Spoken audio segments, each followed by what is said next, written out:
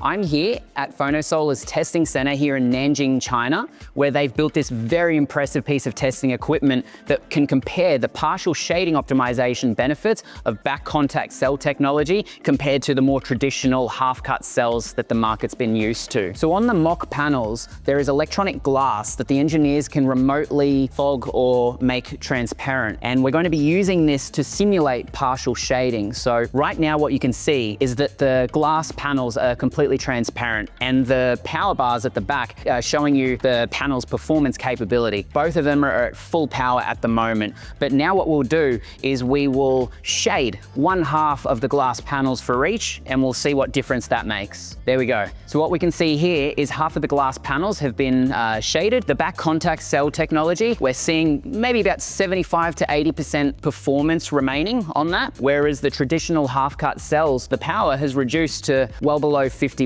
so quite considerable. But let's see what happens when the shading gets much worse. All right, now, all of the electronic glass panels on the modules have been shaded, and what we can see is the back contact cell technology is still producing what looks to be more than 50% of its power capability, whereas the traditional half-cut cells, it's not illuminated at all. So we can effectively say that there's next to no production occurring. Why is this? What is the difference? Well, in back contact cell technology, they're effectively like mini bypass diodes in each of the cells. So when it's partially shaded by things like leaves, bird droppings, or other temporary shading objects, the current basically can bypass around the shade. So that's why you still see very, very good production. Whereas in your traditional cell technologies, there are 3 bypass diodes. So with each bit of partial shading, it can actually, as you can see, take out a fair chunk of the performance capability. And when the shading gets a bit worse, it's again reduced it almost to nothing. Now, another great feature of back contact cell technology is that there are absolutely no bus bars on the front of the module. And this gives 2 key advantages over the more traditional cell types out there. One is you're actually getting much better performance because there is just much more surface area available for the sunlight to be absorbed by the module. But not only just extra performance, you actually get a much better aesthetic than the traditional cell types. You get just a nice uniform finish, which will look much better on your roof.